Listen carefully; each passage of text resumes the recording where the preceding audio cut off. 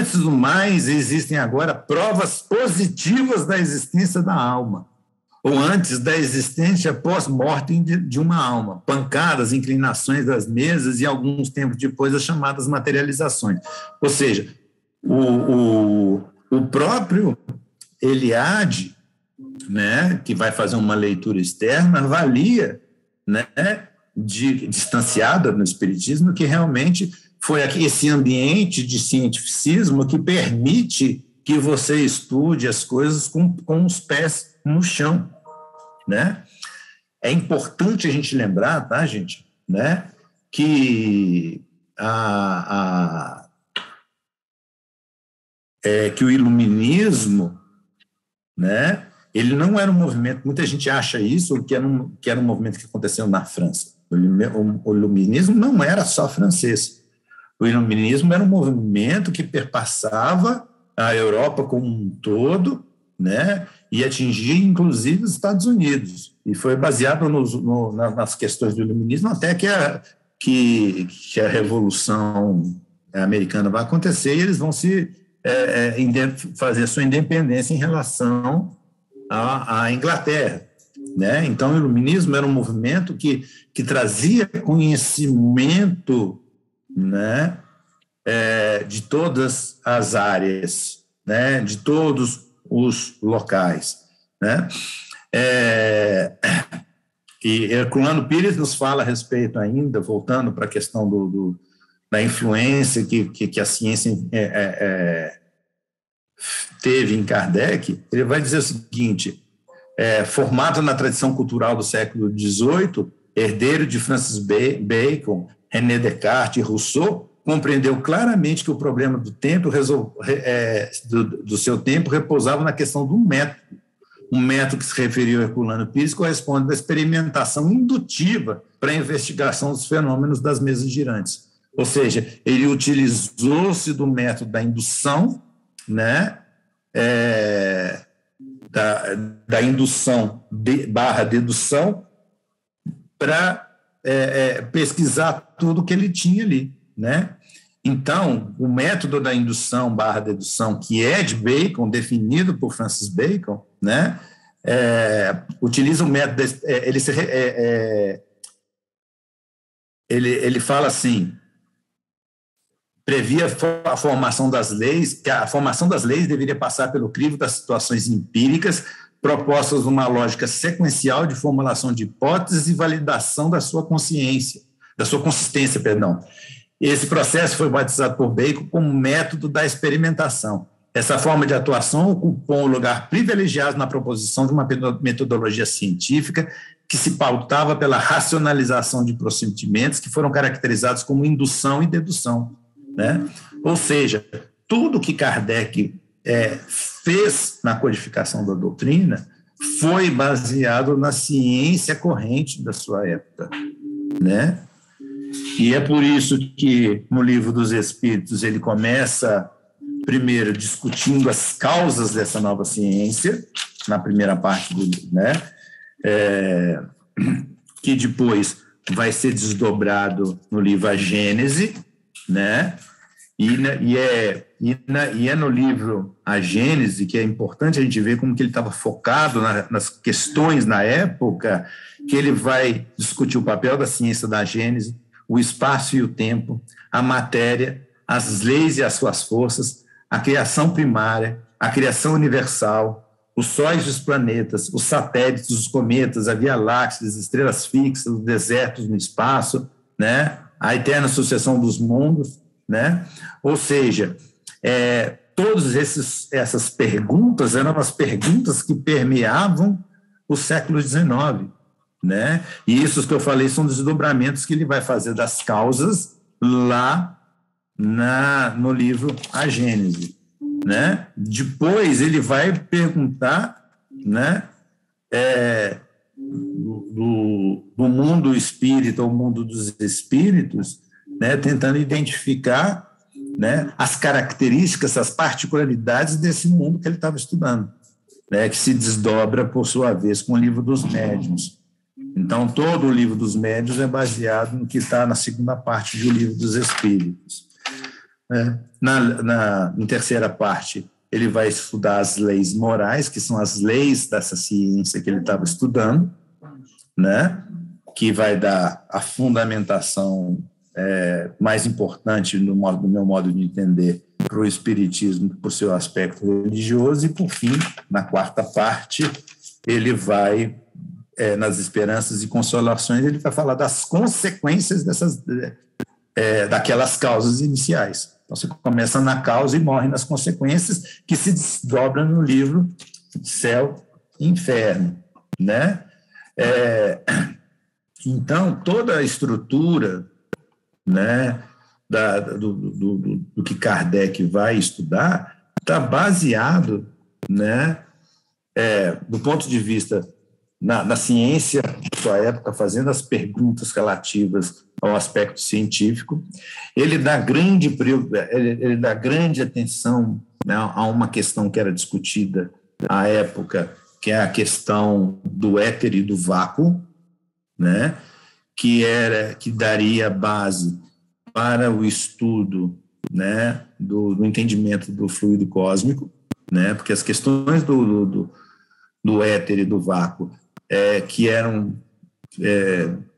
foram muitas vezes discutidas, inclusive a teoria do éter, ela cai por terra, e pegando a sua fala, Nádia, agora o pessoal começa inclusive lá no CERN, etc., eles começam a descobrir que na verdade, o vácuo não é tão vácuo quanto eles achavam que era, né? E aí a gente vai pegar as questões da matéria escura, né? Que permeia todos os espaços do nosso universo, e que existe muito mais matéria nos vácuos do que no que está consolidado, ou seja, tem ainda muito mais matéria-prima para a criação do que propriamente o que já foi criado, ou seja, Deus só está começando o trabalho dele de criação, né? Deixa eu ver o que mais aqui que eu posso trazer para vocês, né, do que a gente tinha planejado. Eu já falei da influência de Rousseau, dos pensamentos. Então tá. A gente vai ver, inclusive, né, que além das questões da matéria, as questões de ordem, vamos chamar assim, de ordem moral, baseada num princípio onde que você sai do teocentrismo para o antropocentrismo, começa a aparecer, né? E a gente sai da concentração das coisas ao redor de Deus e começa a concentrar ao redor do ser humano, principalmente no que diz respeito à Declaração dos Direitos do Homem, né? Que elas começam com Rousseau, né? E vai chegar, inclusive, nas questões da educação, da formação do indivíduo desde criança, né? Porque a ideia vamos dizer assim, de que a criança era um ser, né? Ela era muito frágil. A gente vai ver alguns pedagogos discutindo essa questão de como a criança não era encarada como um ser com vontade própria nessa época. Não existia o respeito, o cuidado que nós temos hoje a esse respeito com as crianças, né? Então a gente vai ver toda uma mudança de foco na questão do ser humano, né? Da criação do ser humano e da preocupação com a educação, né? E as questões da Revolução Francesa relacionadas à liberdade, igualdade e fraternidade, que, na verdade, a gente sabe que era, e a gente vai discutir aqui isso, inclusive, né, era uma movimentação política, né, porque, na verdade, o iluminismo não vai acontecer porque o pessoal resolveu ter uma iluminação na sua mente e se tornaram bonzinhos. O problema ali que residia na questão da transferência de poder. né, que era a transferência do poder que estava na mão da igreja e dos impérios, dos reis, né, e esse poder estava sendo transferido, né, para... E tinha a questão dos latifúndios também, mas porque começava a surgir, de fato,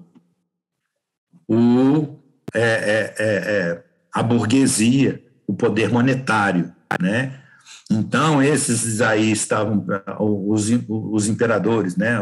Os nobres, mais os latifundiários, estavam passando a depender dos burgueses, das pessoas que faziam comércio, que tinham realmente o dinheiro, só que eles não eram reconhecidos adequadamente. Então, eles usam o povo como massa de manobra para poder depor o governo e depor toda aquela estrutura, e para isso precisavam questionar toda a estrutura social que existia naquela época, e é por isso que Rousseau, os ensinamentos de Pestalozzi, essas coisas vão tomar força, né? E Kardec vai pegar carona nessa questão carona, modo de falar, né? Do processo da educação, né? Que passa a ser prioridade, né? Nessa mudança de estrutura, onde se reconhece que o conhecimento, né, é algo fundamental no processo da formação do ser humano, né? Gente, tem muito mais, né? A gente está falando aqui de resumir o iluminismo, né? Então, a gente já passou aqui pelas questões da ciência, a gente passou pelas questões das reformas estruturais, as reformas políticas que aconteceram e o porquê que Kardec, porquê que isso foi importante na formação de Kardec. Eu queria, meio que da minha parte, vamos dizer assim, encerrar, né, o que a gente tinha para dizer e abrir, né, porque o Fabiano, eu sei que... eu sei, eu já estou aqui, eu falei assim, porque eu sei que o Fabiano, a gente já está se coçando para poder perguntar. Bem, posso começar? Ou quer começar, professora Nádia? Vamos lá, Fabiano. Primeiro começar com uma pergunta, começar com menos polêmica, depois a gente parte para as mais polêmicas. Tudo bem. Eu vi uma vez um artigo onde o autor, agora não recordo qual, ele dá referência de que a única tradução que Allan Kardec teria encomendado teria sido justamente do Livro dos Espíritos, falando no Livro dos Espíritos, seria justamente para o inglês para Anna Blackwell. As outras traduções ele próprio havia feito. O senhor tem alguma referência sobre isso, mais robusta? Do que a gente, usando fonte secundária, às vezes cai em equívocos, né? Eu gosto muito de ir na fonte primária. Sim. Olha, em nenhuma das leituras que eu fiz, nenhuma das biografias, nenhum dos locais que eu pesquisei em todo esse período que a gente está se dedicado a isso aqui, eu encontrei traduções que, abre aspas, vão ser encomendadas, vamos dizer assim, por Kardec. A Anna Blackwell diz que ela foi, vamos dizer assim, autorizada lá, né, para poder fazer essa doutoria, né? Mas todas as outras, as traduções para o português, por exemplo, foram feitas por conta de quem decidiu fazer, se interessou por fazer, e etc., né? E, inclusive, eu queria fazer um registro aqui, né? Eu sou do movimento espírita, sou vice-presidente da Aliança Municipal Espírita de Belo Horizonte, faço parte da estrutura, vamos dizer assim, do movimento espírita ligado à FEB, né? Aí vocês viram que eu falei aqui da questão da biografia de Kardec da FEB, que eu acho que ela tinha que rever essa questão da biografia do Henri Sauce, ou pelo menos indicar que existem outras coisas, porque dentro da própria FEB existem biografias importantes.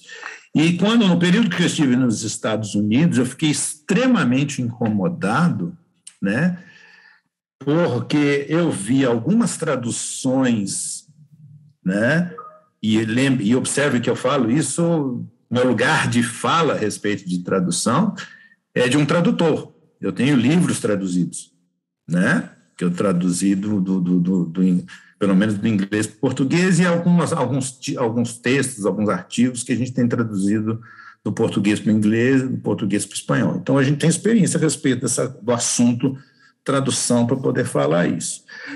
E uma coisa que me incomodou profundamente, que eu estava procurando lá nos Estados Unidos, para entregar para o meu orientador da Boston University, né, a tradução da Anna Blackwell, né, para poder entregar para o professor Steven Katz, né, porque ele não conhecia nada do espiritismo, e eu falei assim, não, isso é ideal, porque ele conhece quem foi Kardec, por causa da biografia de Kardec, e o Livro dos Espíritos traduzido diretamente de uma fonte mais primária possível.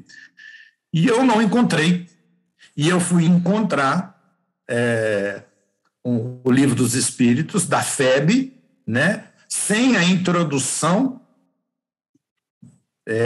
da Anna Blackwell, né, sem a biografia. Me parece que é uma tradução que foi, não sei se ela foi, aí eu não posso afirmar, eu não sei se ela foi feita do português para o inglês, que se foi, isso é temerário, porque você traduzir um idioma, depois traduzir para outro é pior, né, espero que eles tenham traduzido do francês para o inglês diretamente, mas retirar a biografia de Kardec, né, na versão em inglês, é transformar uma obra primária em uma obra secundária, né? Então eu vejo isso com muita tristeza, porque eu acho que para quem vai ler, e no meu modo de entender, inclusive ter a biografia de Kardec no Livro dos Espíritos faz muito mais sentido do que no que é o Espiritismo, sinceridade, porque isso foi uma escolha que foi feita e acrescentada depois, não foi Kardec que escolheu isso. E já, porque eu vou ler o Livro dos Espíritos, do Allan Kardec, quem que é Allan Kardec? Aí vai lá e explica. Então, eu acho que isso faria mais sentido, mas tirar da versão em inglês a biografia da Anna Blackwell, eu acho temerário. Tem essa edição da FEB que não sei se tem alguma questão de direito autoral, aí eu não vou entrar nesse mérito, estou falando do efeito real e patente que isso acontece, que isso gera. Não sei se eu te respondi a sua pergunta. O Brasil, você disse que seu orientador era o Steven Katz? Uhum. Como é que foi digamos, a receptividade, a postura dele diante do seu trabalho ou da sua proposta de trabalho? Muito engraçado. Eu tenho mais perguntas depois, tá? Tá. É muito engraçada a sua pergunta, porque a resposta ela é meio engraçada também, né? Como é que eu cheguei no Steven Katz? Primeiro, eu estava estou estudando mística, e eu fui ler um trabalho de Steven Katz, e eu achei o trabalho maravilhoso, um dos capítulos de um dos livros, e eu queria traduzir para o português para publicar numa revista aqui no Brasil. Inclusive, eu o fiz. Aí eu mandei um e-mail para ele, pedindo para ele autorização para fazer a tradução, e ele acatou, deixou eu fazer a tradução, etc. Beleza. E aí, quando saiu o edital da Bolsa da CAPES, eu precisava achar alguém para poder, e aí eu falei para ele, mandei para ele um e-mail falando assim, eu estou estudando o assunto tal, assim, assado, e eu gostaria de que você me orientasse aí na Boston University. No meio da pandemia, inclusive, do Covid, isso aconteceu. E ele me aceitou. No penúltimo dia, no último ou no penúltimo encontro que eu estive com ele, acho que foi no último encontro, ele virou para mim e falou assim, olha, Estou muito satisfeito, gostei muito do seu trabalho, gostei muito do que você está fazendo, né? Abre aspas. No penúltimo encontro, depois que eu tinha dado para ele o Livro dos Espíritos, com a biografia da Ana Blackwell, feito pela Ana Blackwell, que eu achei o livro, né? Ele virou e falou assim, não conhecia nada do espiritismo, agora vou ser obrigado a introduzir isso nas minhas aulas na universidade. Legal, né? Isso a gente fica muito satisfeito, porque ele não sabia nada disso e ele recebe um conhecimento da terceira maior religião do Brasil. Então, ele tem que realmente, se ele é um pesquisador. Mas aí, nesse último encontro, ele virou e falou assim, confesso para você que eu não sei por que eu te aceitei, mas estou satisfeito de ter aceitado. Porque aí a gente já tinha chegado num nível de intimidade que permitia ele falar isso. Aí eu pensei que era comigo assim, porque ficou alguém falando. Os espíritos sabem, né, Brasil? Exatamente. Ele não sabe, os espíritos sabem. Mas foi muito, ele me recepcionou muito bem, e uma das coisas que ele disse foi assim, olha, eu não entendo nada de espiritismo. Eu falei assim, não, de espiritismo eu entendo, eu quero entender de mística. Aí ele falou, então tá bom, então você pode vir. Então, vamos lá. Fabiano, você tem outra pergunta? Tem sim. Sim, na minha humilde, muito modesta opinião, embora Allan Kardec, por ter um pensamento, um conhecimento polimático, enciclopédico, todas as correntes podem ter, de alguma forma, composto o arsenal de conhecimento. Mas uma influência direta do iluminismo, eu acho que foi muito filtrada. Muito filtrada. Por quê? Vai desde o iluminismo ser embora seja heterogêneo, né, o pensamento dos diversos iluministas, em sua maioria eles são materialistas, tanto quanto o positivismo de Comte era materialista. E a filosofia espírita é absolutamente espiritualista, a começar dos conceitos mais básicos, como, para Rousseau, o homem nasce bom e as desigualdades, a sociedade vai transformar esse homem. E o espiritismo, nós bem sabemos que o homem nasce já com seus instintos morais, bons ou maus, e no mundo de expiações, o mundo que estiver adequado, ele vai fazer o seu progresso moral. Então, são conceitos, desde a origem, bastante diferentes, né? Nós estudamos aqui, a propósito da Viagem Espírita em 1862, o terceiro discurso em Bordeaux e Lyon, onde Allan Kardec fala da questão das pessoas que se debruçavam sobre reformas sociais, transformações sociais e o posicionamento do espiritismo, que defendia que se levantava a bandeira da transformação moral baseada na caridade, na sua mais profunda acepção. E ele vai discorrendo que, embora as pessoas estivessem com bons propósitos, elas dariam errado. Por quê? Elas vão sempre se basear no egoísmo, no materialismo. E isso, o materialismo, obrigatoriamente, leva ao egoísmo. Então, a gente vê assim, uma defasagem muito grande nessa questão. E na própria Revista Espírita, já lá em 1868, a gente vê que Allan Kardec, em algumas situações, ele se afasta do comunismo, né? Seja na Epístola aos Espíritas de seja nas cartas de Erasto, nas Epístolas de Erasto, publicadas, como também na própria Viagem Espírita em 1862, se não me engano, no primeiro discurso, onde dizem, se atribuem ao espiritismo ser contra o casamento, contra a família, a favor do comunismo. Quando é que nós fomos a favor disso? Isso é conhecer muito pouco a respeito do espiritismo. Então, Allan Kardec, com cuidado, sempre se afastava de todas as correntes materialistas. Na Revista Espírita de 1868, lá em maio, Espiritismo em Toda Parte, no enterro do senhor Marc Michel, Allan Kardec ele faz uma referência a respeito do pensamento do senhor Jules Adeny, a respeito do falecimento de Marc Michel, onde ele mostra que o pensamento de Jules Adeny está até no obra aqui em casa. é do mais puro espiritismo. Eita. Desculpe. Bom, parou. Do mais puro espiritismo, e ele ainda diz assim... Pode ir falando que eu estou entendendo. Está conseguindo ouvir? Aí ele diz assim, quando se morre... fazendo uma comparação do pensamento do Jules com um pensamento errado, né? Quando se morre, tudo está acabado, qual dos dois oradores teria achado mais simpatia? Qual teria enxugado mais lágrimas? Porque ele fala assim, esperar que eles vos esperem, que vos tem que receber no desembarque da vida é loucura, superstição e iluminismo. E ele vai contra essas ideias. Então, depois só lendo o artigo com detalhe para ver como ele mais uma vez, ele apresenta uma ideia como sendo diferente da ideia espírita, né? Ele coloca o espiritismo como uma ideia, a influência do iluminismo, se ela existiu, ela foi muito filtrada, porque o iluminismo ele renega os princípios, né? Eu passei para a Nádia um texto que está numa revista, um texto do jovem professor Rivai, que é Pequeno Jornal para a Juventude. Eu passei para a Nádia pode passar para o senhor, para você, desculpe.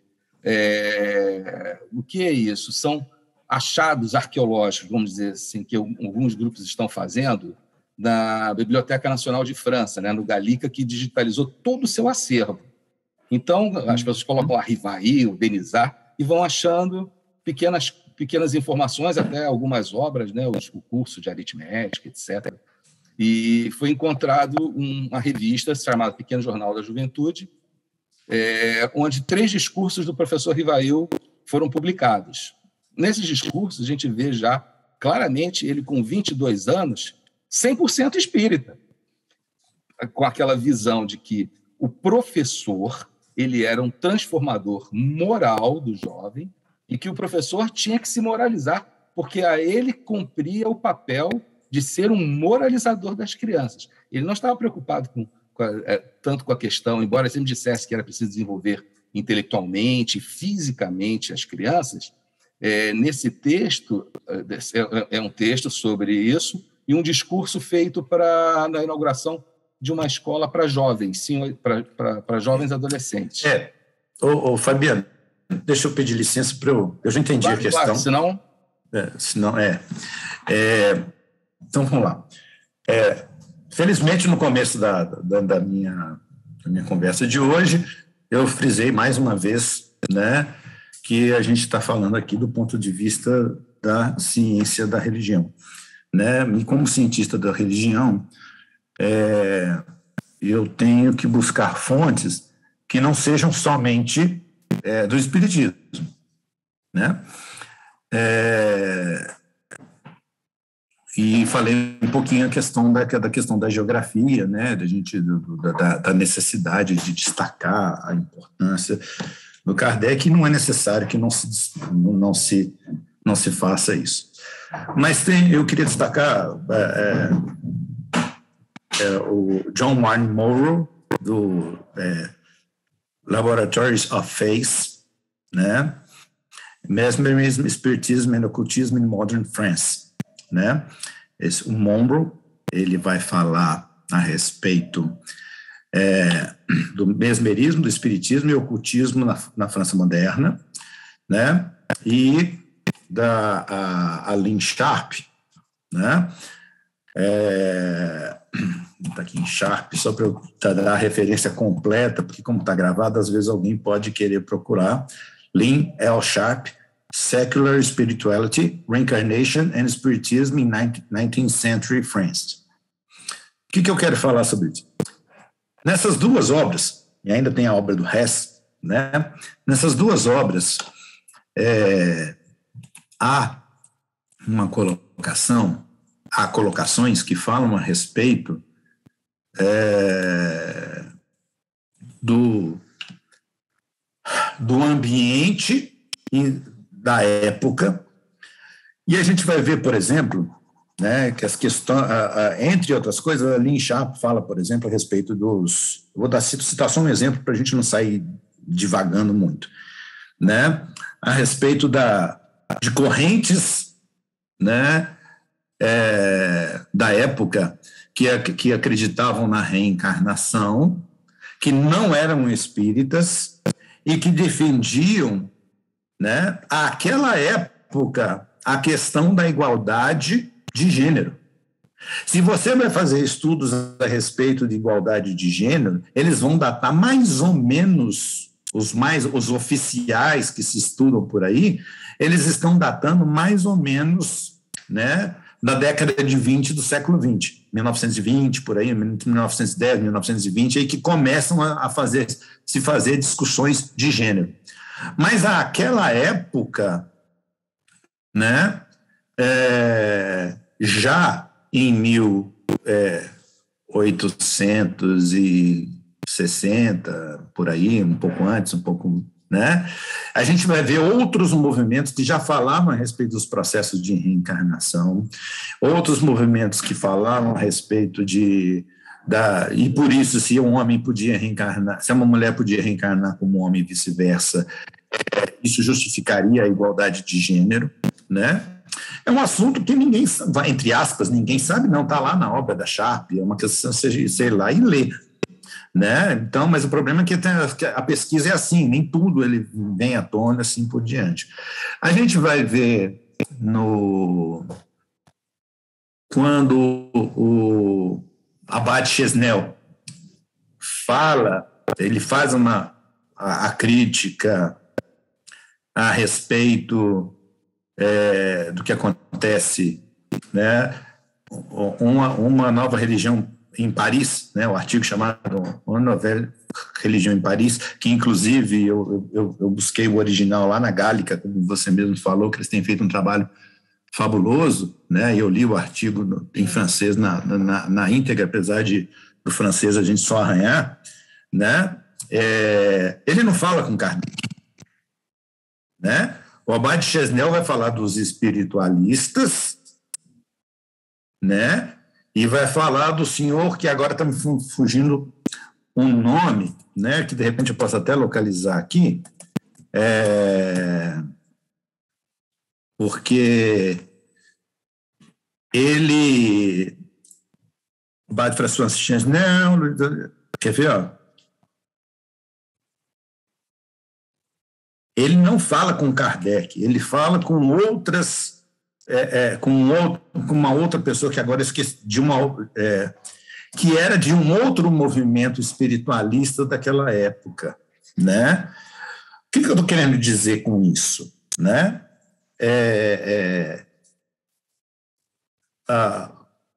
O iluminismo, ele cria uma ambiência que permite que todas essas ideias surjam, onde todas essas pessoas comecem, que antes eram proibidas de pensar, e que agora começam a pensar.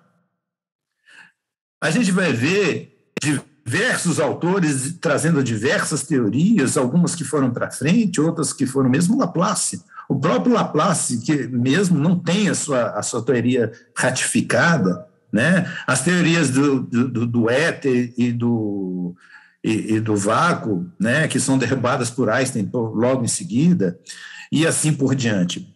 Quando a gente fala de influência do iluminismo, né?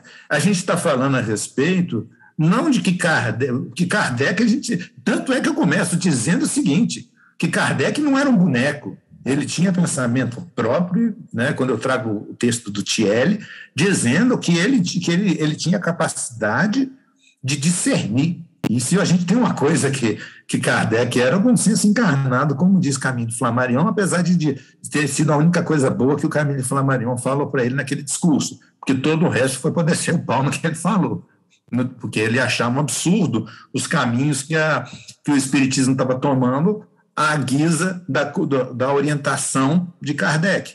Fica claro, se você ler o discurso todo, você vai ver que o que ele está descendo o pau em Kardec ali, né? E que foi, inclusive, não foi exatamente no sepultamento de Kardec, mas foi um ano depois, quando ele foi transferido do sepultamento provisório para o túmulo definitivo, né? Então, quando ele faz aquele discurso ali, ele fala assim, Kardec foi o bom senso encarnado, muito bem, tal, agora vamos abandonar esse negócio de religião que Kardec abraçou e vamos seguir aqui somente ciência e pura, ciência, etc. Tal, né? Então, a gente vai ver, né? E é por isso que, inclusive, lê-se muito pouco no Brasil Camille Flammarion, a gente lê muito mais Leon Denis do que Camille Flammarion, porque Leon Denis corroborava mais com os pensamentos de Kardec do que Camille Flammarion, né? Então, eu queria... Oi. Desculpe, te interrompi. Você está pensando aí, quando você faz essas observações sobre o Flammarion, você está pensando no Leymarie e na Blavatsky, que foram aquelas... Eu até nesse meu livro aqui eu falo da Blavatsky e do Leymarie, né? Tanto é que a gente considera a Revista Espírita até abril de 1868, 68 ou 69, agora fiquei na dúvida. O quê? A Revista Espírita, ela vai até 68, 69, agora fiquei na dúvida. 69. 69. Então, abril de 69, muito embora Kardec tenha morrido em março, né? Abril porque já estava no prelo, né? Então a gente considera a Revista Espírita até aí, porque depois disso a Madame Blavatsky e o Leymarie vão destruir toda a revista e vão entrar numa... Inclusive eu falo isso aqui na minha obra, eu cito essa questão da Blavatsky, né, do Leymarie, né? Eu não sei se eu não me lembro, confesso que eu já estou estudando tanta coisa que eu já nem sei mais se eu aprofundei aqui ou se eu já aprofundei isso em outro lugar. Mas, enfim, o que eu quero dizer, né, o Fabiano, é que quando eu falo influência, eu não estou dizendo que Kardec era iluminista.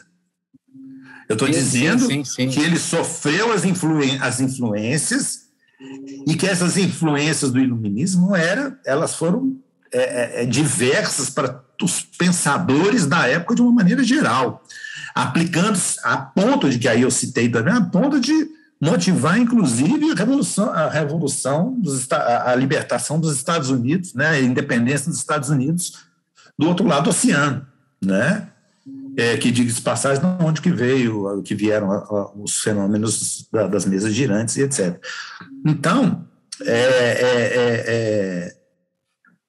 e eu falo isso baseado em outras leituras externas que não sejam tão somente as internas, porque Kardec ele não vai concordar com tudo que o Comte vai falar, ele vai usar parte do método científico de Francis Bacon, ele vai usar uma parte do que Mesmer usa, mas não usa tudo, ele vai usar uma parte da física da época, mas ele não vai concordar com tudo.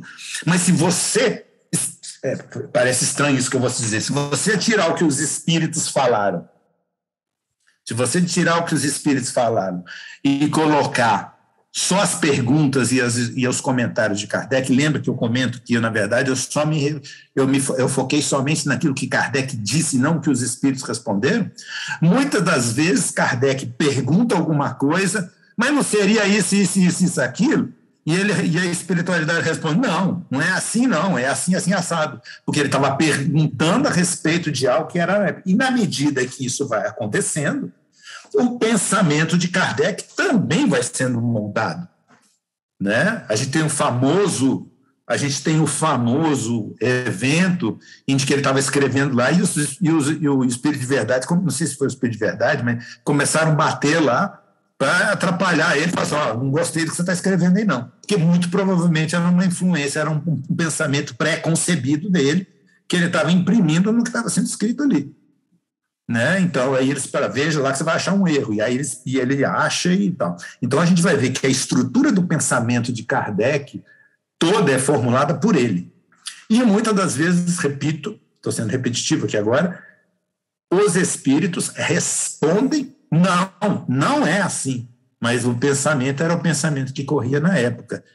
E, óbvio, Kardec era um cara inteligente, ele foi aprendendo o processo e a gente vê uma evolução do pensamento, uma modificação do pensamento no decorrer dos anos, e as perguntas, as colocações, as coisas que ele vai falar vão se moldando, e aí o filtro passa a ser muito mais dos espíritos do que das influências locais na época. Ele começa a criar uma consciência espiritista, vamos chamar assim, né? Um entendimento do espiritismo, que aí as influências do externo serão menores do que foram quando ele começa a estruturar o seu pensamento. Tanto é verdade que no livro dos Espíritos,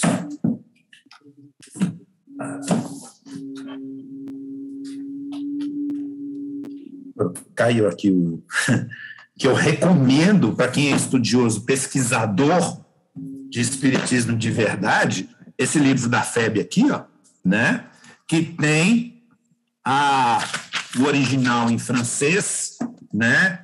E a correspondência dentro do livro dos Espíritos, onde que vem as 600 e poucas perguntas, que vocês vão perceber que existe uma evolução do pensamento de Kardec, até que diz respeito às novas perguntas que ele faz depois, né? Porque a gente percebe que há uma evolução do pensamento de Kardec, tanto que ele começa com 600 e poucas perguntas.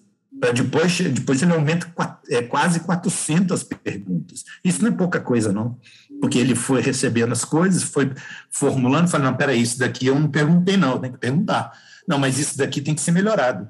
E assim sucessivamente, né? Se você vê na primeira edição, tá ali, eu não vou pegar de novo, não, também, que também é muito bom, que tem a mesma estrutura, né? A primeira edição do livro do Evangelho segundo o Espiritismo. Aliás, eu tenho que ler isso aqui, gente, me desculpa, eu sou meio empolgado, viu, Nádia? Graças a Deus, não mude não, viu? Aqui, tá bom. A gente vai começar aqui, né? Esse daqui é a edição original de 1864, né? Que tem o francês e tem do mesmo jeito, né?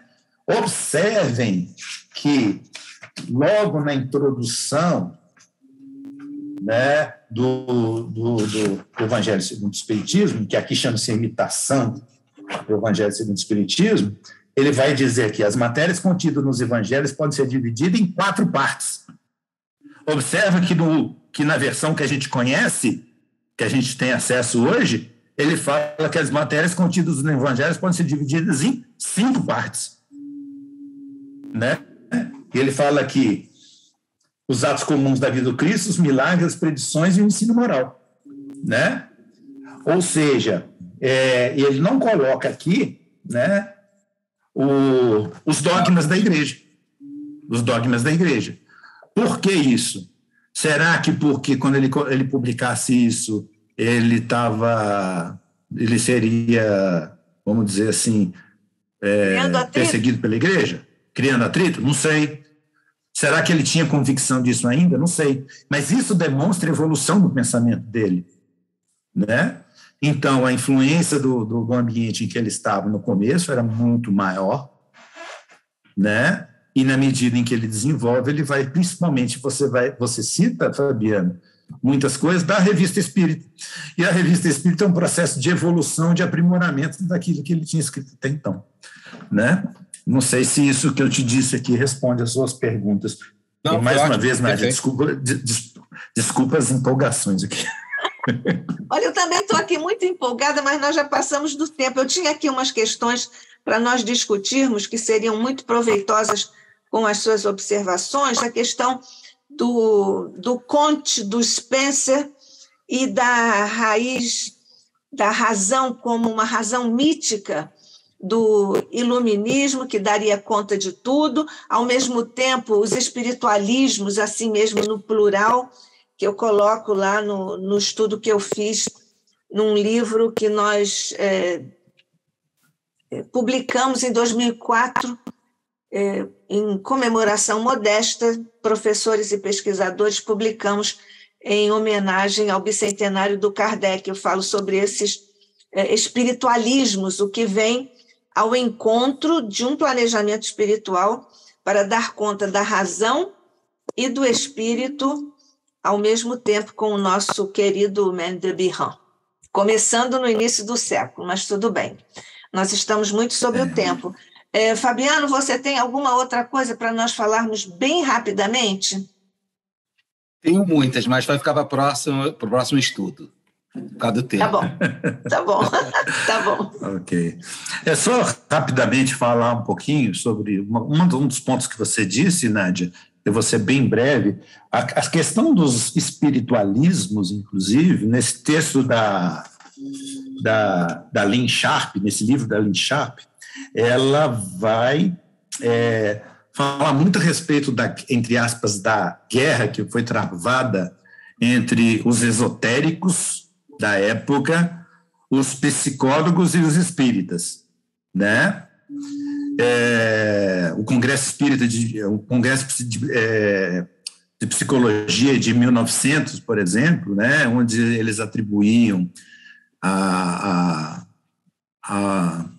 ao espiritismo, né, a histeria, né, onde que eles vão colocar, dizendo que o que acontecia era um processo histérico e que não tinha nada de manifestação mediúnica, etc. Tal. As defesas que Camille Flammarion e Leon Denis fazem do espiritismo, apesar das suas divergências, os dois juntos lá vão fazer essas questões, e toda essa questão, inclusive nesse meu livro aqui, toda a terceira parte do livro, né, eu vou falar um pouquinho a respeito, não dá para falar tudo, né, dessas visões externas ao espiritismo. Porque eu falo um pouquinho na primeira parte, eu vou contextualizar toda essa questão do Kardec, das suas influências, etc. Tal. Depois eu vou discutir o conceito de religião, o espiritismo e pela ciência da religião. E depois a gente vai discutir, na terceira parte, o espiritismo como alternativa religiosa, a relação da Igreja Católica com o espiritismo, né, onde que eu falo, inclusive, sobre o Alto Fé de Barcelona, outros eventos da Igreja Católica, o confronto do espiritismo com outras correntes, né? Inclusive, no capítulo 9, eu vou falar dos espíritas, espiritualistas e ocultistas e a questão das religiões, né? E um pouquinho mais sobre o iluminismo, né? Porque a gente não pode entender o espiritismo, porque apesar do espiritismo ser entendido internamente por muitos como não religião, né? Todo mundo ao redor entende o espiritismo como religião, né? A partir disso daí, né? Então tá bom. Porque os temas todos da teologia estão presentes na codificação e particularmente no céu e inferno, com a justiça divina segundo o espiritismo. Não, inclusive quando eu terminar meu doutorado, né? E se a gente publicar como livro, etc. Tal, aí eu vou terminar de ser excomungado do espiritismo. Porque eu vou falar porque quer ver uma coisa? Eu estou falando de definições como imanência e transcendência, coisas que a gente não discute no espiritismo. O que é imanência e transcendência para o espiritismo?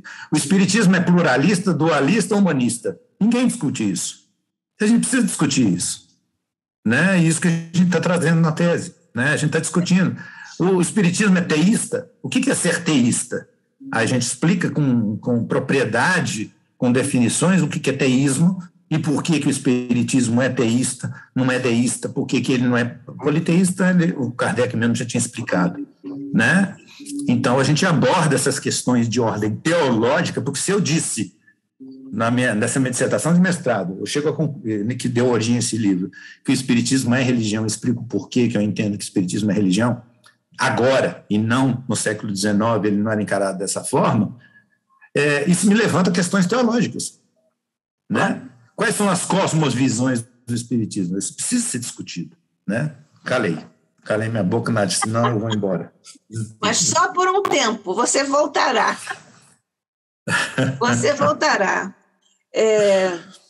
Principalmente porque ficaram ainda pontos a serem desenvolvidos por você, porque você nos traz a sua vasta cultura, a sua profunda pesquisa e nos trouxe reflexões e informações preciosas aqui para o ICEB, que o ICEB, muito agradecido, registra aqui a sua preciosa participação.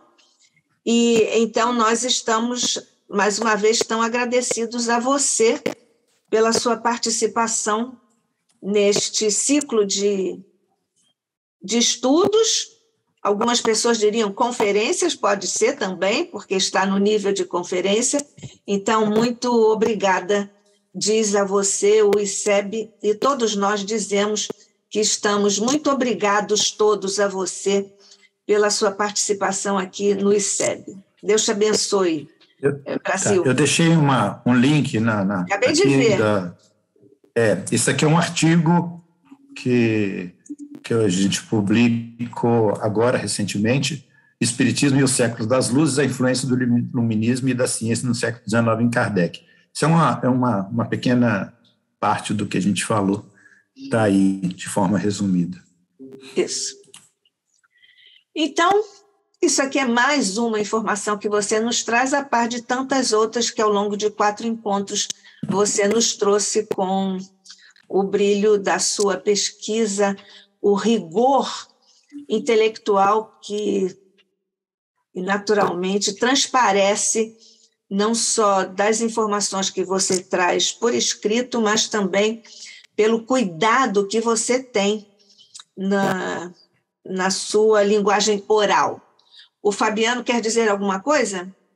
Sim, aproveitar aqui nosso último encontro do ano.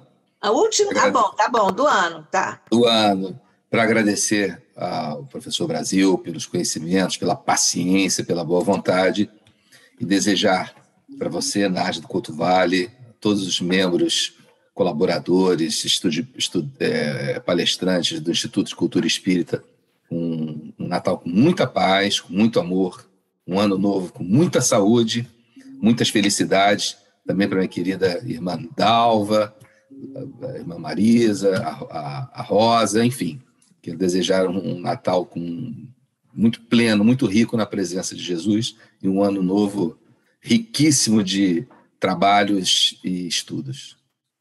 Muito obrigada, Fabiano, naturalmente que recolhemos com o máximo carinho e retribuímos a você e a sua família, mas digo que nós ainda temos um outro encontro aqui com Rubim na próxima sexta-feira, na próxima segunda-feira, nós estamos na sexta, na próxima segunda-feira, e os expositores aqui estão convidados, nós vamos fazer uma reunião de expositores ainda este ano para discutirmos algumas questões para a programação futura. Então, agradecidos todos. Eu preciso só agradecer. Eu, Sim. Na verdade, não tive a oportunidade de agradecer por esses 4 encontros, né? Foi a primeira vez que nós estivemos aqui junto ao ICEB, desenvolvendo um trabalho junto com vocês. Nos trouxe muito prazer estar aqui com vocês, né? A oportunidade de discutir em tão alto nível o que a gente faz, e eu acho muito importante essa oportunidade de discutir em alto nível, porque na maioria dos lugares, né, que a gente vai falar, as pessoas falam assim, não, baixa a bola, vai devagarzinho, põe mais simples, etc. Tal.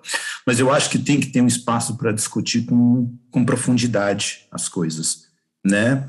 E essa oportunidade de discutir com profundidade é muito importante, porque tem aquele que está começando, a gente tem que falar para o que está começando, mas a gente também tem que falar, né, para aqueles que já deram alguns passos, mas que precisam aprofundar cada vez mais, porque nós não somos detentores definitivamente de nada, né, nem das nossas próprias ideias. O que eu estou falando aqui hoje, a gente sabe bem, Kardec deixa isso claro para a gente, pode ser que daqui a 6 meses eu vou chegar aqui para vocês e falar assim, gente, eu esqueci tudo que eu falei, que eu só falei besteira. Pesquisei mais e vi que estava tudo errado. Mas é assim, não é isso? A verdade vai sendo desvelada e nenhum esforço se perde se nós soubermos aproveitar as lições desse esforço que podem ser retiradas desse esforço. Mas você voltará, viu, o Brasil? Você está condenado a isso, viu? Evangelicamente. Então, tá. Então, Deus te abençoe, viu, meu irmão querido?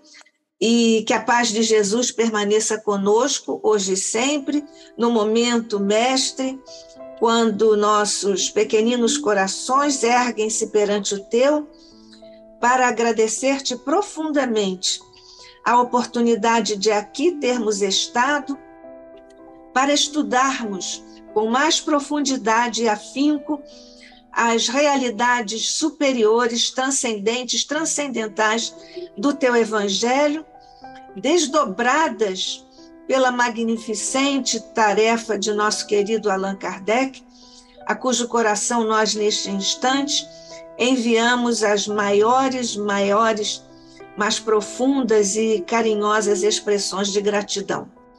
Também, Jesus, agradecemos por teu intermédio ao nosso querido Brasil Fernandes Barros, por toda a riqueza que nos trouxe e pelos valores pessoais que